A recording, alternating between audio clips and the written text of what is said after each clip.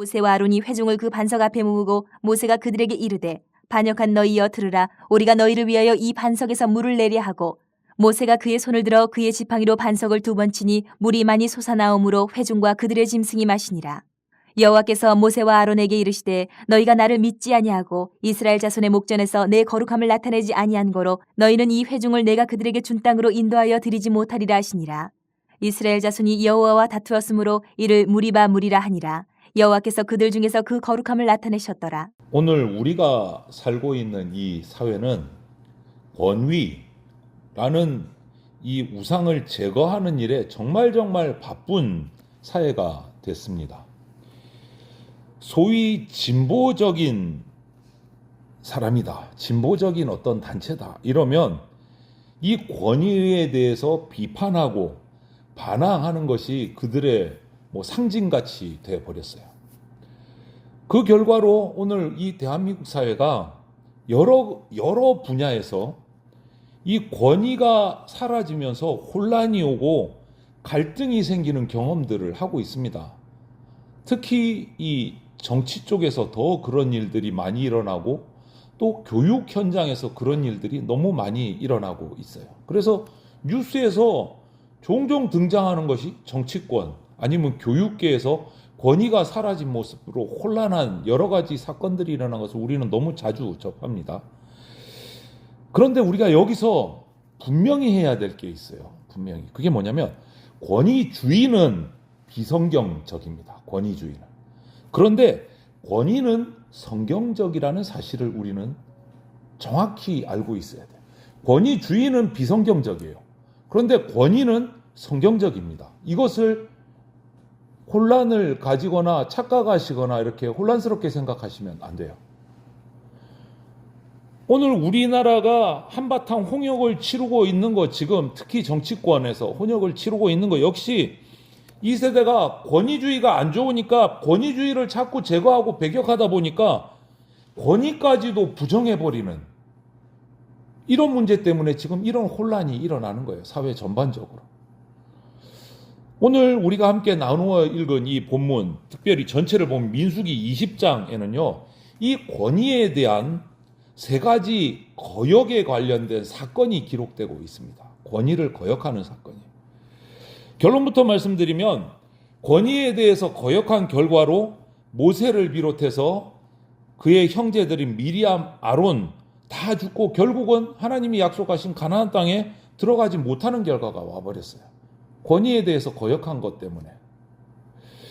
그래서 오늘 이 본문을 통해서 우리가 권위에 대해서 이 3형제의 거역한 이 진상을 알아보면서 권위를 존중하는 가정, 사회, 내 개인의 삶, 우리 교회가 되기를, 그런 권위가 회복되는 그런 것들을 우리가 한번 꿈꾸면서 살펴보면 좋겠습니다. 먼저 3형제 중에 미리암과 아론의 거역을 먼저 살펴보면 이 미리암과 아론의 거역 사건은 12장, 우리가 읽은 본문 저 앞쪽인 12장에서 일어나요. 12장 1절에 이런 기록이 있습니다. 모세가 구스 여자를 취하였더니 그 구스 여자를 취하였으므로 미리암과 아론이 모세를 비방하니라, 이런 말씀이 있어요. 12장 1절에. 여기서 구스라는 지역은요, 오늘날로 말하면 에티오피아를 의미해요. 에티오피아. 아프리카 지역이죠. 흑인들이 주 원주민이에요. 흑인들. 모세가 국제 결혼을 한 겁니다. 흑인하고 결혼을 한 거예요. 그런데 모세의 누인 미리암이 이 국제 결혼을 용납하지 못하겠다고 반기를 들고 일어선 겁니다.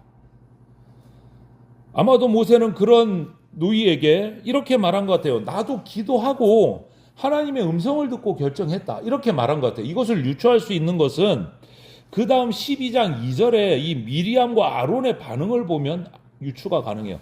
미리암과 아론이 어떻게 반응했느냐 하면 국제 결혼을 보고 모세의 결혼을 보면서 그들이 이르되 여호와께서 모세와만 말씀하셨느냐, 우리와도 말씀하지 아니하셨느냐 하매 여호와께서 이 말을 들으셨더라. 네가 하나님께 너만 기도하냐, 우리도 기도한다, 이렇게 얘기를 한 거예요. 미리암과 아론이. 그들은 모세의 기도 자체를 인정을 안 하고 그냥 무시해버린 거예요. 이것은 결국 미리암과 아론이 그 당시 이스라엘 백성을 가나안 땅으로 이끌고 가는 리더인 모세의 리더십을, 더 나아가서 하나님이 모세를 세우신 그 하나님의 주권을 거부하고 도전하는 사건이 되어버린 거예요. 그 결과 어떻게 됐습니까? 미리암에게 나병이 들어버렸어요. 하나님이 저주를 하신 거예요. 징계를 하신 거예요. 아론과 미리암이 함께 모세의 국제결혼을 비방했지만 미리암이 주동했기 때문에 미리암에게만 결국 징계를 북한에서 주신 것 같아요. 이것은 더 근본적으로 보면 모세의 리더십을 흔들어서 출애굽 여정에 지장을 가져온 그 일에 대해서 하나님께서 미리암에게 징계를 하신 거예요. 이것은 명백하게 하나님께서 세우신 권위에 대한 거역이고 불순종이었던 거예요. 그래서 징계를 받은 거예요. 하지만 온유한 지도자 모세가 또 미리암을 위해서, 치유를 위해서 하나님 앞에 기도를 열심히 해서 회복은 됐습니다. 이 사건이 일어난 곳이 하세롯이라는 곳이에요. 하세롯. 민수기 20장은 오늘 우리가 읽은 이 20장을 보면 민수기 20장 1절은 이 미리암의 죽음을 보도하는 것으로 시작이 돼요. 20장의 첫 시작 1절이 미리암의 죽음을 이야기하고 있어요. 그리고 민수기 20장의 가장 마지막 구절인 29절을 가면 미리암의 죽음이 얼마 지나지 않은 시점에서 모세의 형 아론의 죽음을 또다시 20장 마지막 절에 이야기하고 있어요. 미리암 20장 1절을 미리암의 죽음, 마지막 절을 형 아론의 죽음으로 20장은 기록을 하고 있어요. 그런데 이 아론의 죽음에 대해서 33장을 보면 이런 말씀이 있어요. 33장 38절에 이스라엘 자손이 애굽에서 나온 지 40년째 5월 초 하루에 제사장 아론이 여호와의 명령으로 호르산에 올라가 거기서 죽었으니, 이렇게 기록해요. 이 말은 무슨 말입니까? 이스라엘 백성이 애굽을 떠난 지 이미 40년의 세월이 흐른 거예요. 그러니까 그들이 출애굽에서 가데스 바네아까지 가는데 한 2년 정도, 거기서 반역을 해서 그 이후에 한 38년을 가데스 바네아를 축으로 해서 광야를 방황하면서 세월을 죽인 거예요. 그래서 출애굽한 모든 백성들이 그 광야에서 다 죽었어요. 출애굽한 세대는. 그리고 광야에서 태어난 광야 세대가 새로 이제 그 이스라엘 민족을 이루고 있는 상황이에요. 그리고 마침내 가데스 바네아 부근에서 하세롯이라는 곳에서 미리암도 죽고 아론도 세상을 떠났어요. 결국 두 사람은 하나님이 약속해 주신 가나안 땅을 밟지 못하고 죽음을 광야에서 맞이했어요. 권위에 대한 거역으로 두 사람은 결국 하나님이 주신 꿈을 상실하고 만 거예요. 그 땅에 들어가지를 못했어요. 여러분 기억하십시다. 우리 하나님이 주신 권위에 대한 거역은 결국 내 인생을 무너뜨린다. 이거 잊으면 안 돼요. 그거 범죄예요. 하나님의 권위를 거부하는 것은. 그러면 모세는 어떨까요? 모세도 거역했어요. 모세 또한 자기 인생의 궁극적인 권위가 되신 하나님을 거역하는 정말 가슴 아픈 사건을 남깁니다. 그것이 바로 본문의 무리바 샘물 사건이에요. 오늘 우리가 나눠 읽은 무리바 샘물 사건. 여기서 주목할 것은 하나님께서 모세더러 반석을 향하여 명령하여 물을 내라. 8절에 그렇게 얘기하셨어요. 반석을 향해서 물을 내라. 명령하면 물을 낼 것이다. 너 명령해라. 이렇게 하나님께서 알려주셨단 말이에요. 그런데 모세 어떻게 했는가? 11절을 보면 읽어드릴게요. 모세가 그의 손을 들어 그의 지팡이로 반석을 2번 치니 물이 많이 솟아나오므로 회중과 그들의 짐승이 마시니라. 이렇게 되어 있어요. 뭔가 좀 이상한 거 못 느끼셨어요? 모세는 반석을 향해서 물을 내라고 명하는 대신에 자기 지팡이로 2번을 내리쳤어요. 하나님은 내리치라고 하신 적이 없어요. 반석을 향해서 명령하라 그랬어요. 그런데 명령한 게 아니고 지팡이로 2번 내리쳤어요. 하지만 물론 샘물은 터졌습니다. 반석에서 샘물이 났어요. 그것은 목마른 백성을 향한 하나님의 자비고 긍휼이지 모세가 말씀대로 행한 건 아니에요. 모세는 명백하게 하나님의 말씀을 거역하고 불순종한 사건인 거예요. 그 결과가 뭡니까? 그 불순종으로 모세, 아론 전부 다 약속의 땅에 들어가지 못한다라는 선언을 오늘 본문 20장 12절에 하반절에서 하나님께서 선포하셔요. 약속의 땅에 들어가지 못한다.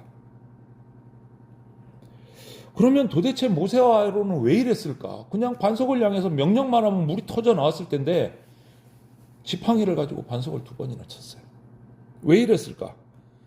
12절 상반절을 우리가 묵상해 보면 거기에 그 원인이 나와요. 여호와께서 모세와 아론에게 이르시되 너희가 나를 믿지 아니하고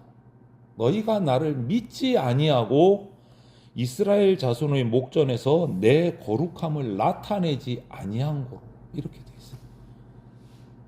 여기 성경은 모세와 아론이 거역한 데 대해서 숨겨진 원인이 어디 있다고 말합니까? 그들의 불신앙, 나를 믿지 아니하고 이게 원인인 거예요.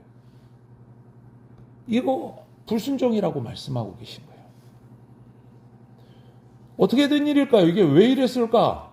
왜 이렇게 이랬지? 다시 본문 10절에 올라가서 10절을 보면 이렇게 기록합니다. 모세와 아론이 회중을 그 반석 앞에 모으고 물을 내기 전이에요. 반석 앞에 모으고 모세가 그들에게 이르되 반역한 너희여 들으라. 우리가 너희를 위하여 이 반석에서 물을 내랴. 이렇게 말해요. 그리고 반석을 2번 쳐요. 모세가 뭐라고 했습니까? 누가 물을 낸다고요? 우리가. 내가 한다 소리치면서 반석을 지팡이로 친 거예요. 내가 한다. 그래도 하나님이 반석을 열어서 물을 주셨지만 이미 하나님 의지하기를 믿기를 거부한 모세의 불신앙이 여기서 나타나고 그리고 그 불신앙에 입각한 결과가 나타난 거예요. 간과할 수가 없는 일인 거예요. 불순종은. 이것이 바로 모세가 그 평생을 자신의 백성을 가나안 땅으로 인도하고 그러면서도 자신은 눈으로 보기만 보고 그 땅에 들어가지 못한 이유가 여기 있는 거예요. 그래서 본문 13절에서는 이스라엘 백성과 모세가 하나님과 다투고 거역한 이곳을 무리바, 우리말로 해석하면 다툼이라고 이름을 붙여요. 여러분, 하나님과 다투지 마십시오. 우리 하나님과 다투면 안 됩니다. 우리만 손해봐요. 우리만. 어떤 상황에서도 우리가 결단하고 결심할 것은 하나님만 믿고 순종하겠다. 이 결심이 있어야 돼요. 어떤 상황에서도. 모세는 이것을 평생을 잘 지켜왔는데 이 딱 한 번의 불순종으로 이 안타까운 결과를 맞이한 거예요. 그 한 번의 거역으로. 미리암, 아론, 모세 다 거역함으로 하나님의 약속의 땅에 들어가지 못하는 안타까운 결과를 맞이했어요. 그럼 지금까지 우리가 미리암의 거역, 모세와 아론의 거역을 살펴봤는데 그럼 우리가 여기서 생각할 더 중요한 것은 뭐겠습니까? 우리 자신의 거역이에요. 우리 자신의 거역. 오늘 무리바 센터에 주저앉아서 하나님이 세우신 리더십을 위해서 기도해야 되는데 기도하기는커녕 리더십을 원망하고 하나님을 원망하고 하나님 이렇게 하시면 안 됩니다. 불평하고 있지는 않은가 나는. 이스라엘 백성처럼. 목말라요. 지금까지 해주신 게 얼마나 남았는데 그거 깡그리다 잊어버리고 또 목마릅니다. 원망하고 불평하고 모세에게 또 불평하고 리더십을 인정하지 않고 혹시 이게 내 모습은 아닌가? 아니면 우리 자녀들이 우리 믿음의 부모를 거역하고 믿음의 스승들을 거역하고 반항하는 이 무리바의 아픔을 겪고 있지는 않은가? 우리 오늘 이 사건 앞에서 살펴봐야 돼요. 만약에 우리 자녀들이 그렇게 거역하고 있다면 그들은 어디서 그런 거역하는 법을 배웠을까요? 혹시 부모인 우리에게서 배운 건 아닐까? 우리는 정말 심각하게 생각해 봐야 돼요. 이런 말 있잖아요. 우리나라 사회에도 자식은 부모 앞에서 배우는 게 아니고 부모의 뒷모습을 보고 배운다. 이런 말들 종종 하잖아요. 그릇된 본을 보인 부모된 내 행적을 먼저 참여해야 돼요. 내 행적. 부모가 회개하면요, 자녀들이 제일 먼저 알아차립니다. 제일 먼저. 그리고 나서 정말 흔들림 없이 일관성 있게 우리는 살아가야 돼요. 거역이 아닌 순종의 모범을 우리 자녀들뿐만 아니라 가족들에게, 주변 이웃들에게 보여야 돼요. 하나님에 대한 순종을. 그러면 그때 비로소 우리 사회의 이 거역하고 권위를 무시하는 문화들, 권위를 파괴하는 이 잘못된 악순환의 고리들, 이런 것들이 변화되고 개혁되기 시작할 겁니다. 여러분, 우리가 거역하고 싶은 마음이 우리 속에 싹틀 때 기억해야 될 게 있어요. 우리에게는 거역을 즐기는 옛사람의 본성이 아직 남아 있습니다. 거역하고 싶은. 네가 뭔데? 나한테 일어나. 이런 마음이 불쑥불쑥 솟아오를 때가 있어요. 우리 속에 죄성이 남아 있기 때문에. 그러나 예수님을 믿을 때 주어진 새 사람, 그 거듭난 성품은 또 우리 속에서 우리에게 거역이 아닌 순종을 계속 요구하고 있다라는 것도 기억하셔야 돼요. 예수님에 대한 빌립보서의 증언을 기억을 해보십시오. 빌립보서 2장 8절에 예수님에 관해서 이런 얘기를 적어놨어요. 사람의 모양으로 나타나사 자기를 낮추시고 죽기까지 복종하셨으니 곧 십자가에 죽으심이라. 예수님의 순종에 관해서 빌립보 사도는 이렇게 기록해놨어요. 진정이 예수님을 따르는 예수님의 제자이기를 저와 여러분이 소원한다면, 나는 예수님의 제자야, 그리스도인이야 라고 말한다면 우리가 배울 일, 우리가 결단해야 할 일은 순종하는 겁니다. 순종하는 것. 거역이 아니라 순종하는 것. 그런데 만일 이 순종 배우는 것을 거부하고 대신 거역을 우리가 선택하게 되면 분명하게 기억해 두십시오. 오늘 본문 말씀을 통해서 거역을 선택하는 순간 그 이후로 우리의 인생의 걸음은요, 약속의 땅을 향해서 걸어가는 그 천국을 향해서 걸어가는 그 행진은 멈추고 그냥 그것으로 주저앉게 된다라는 것을 기억해야 돼요. 거역을 선택하는 순간 천국의 소망은 끊어집니다. 그렇다면 저와 여러분, 오늘 우리는 뭘 선택해야 되겠습니까? 여러분 무슨 선택을 하시겠어요? 순종입니까? 거역입니까? 아론과 미리암은 모세의 권위, 하나님이 주신 모세의 권위를 인정하지 않다가 그 인생이 무너져 버렸어요. 모세도 하나님의 권위에 거역했다가 결국 가나안 땅에 들어가지 못했습니다.